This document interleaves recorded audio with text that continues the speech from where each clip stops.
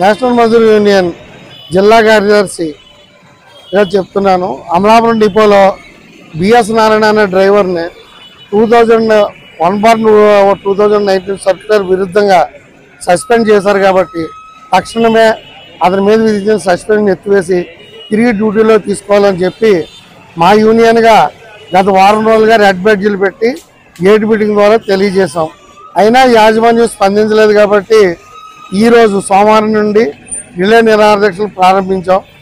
ఒకవేళ ఈ కార్యక్రమానికి కూడా యాజమాన్యం స్పందించకపోతే తర్వాత పరిణామాలకి అమలాపురం డిపో మేనేజర్ గారు కానీ లేదంటే మా డిప్యూటీ గారు కానీ బాధ్యత తీసుకుని ఈ సమస్య పరిష్కరించవలసిందిగా మా కోనసీమ జిల్లా డిప్యూటీ గారికి తెలియజేస్తున్నాం.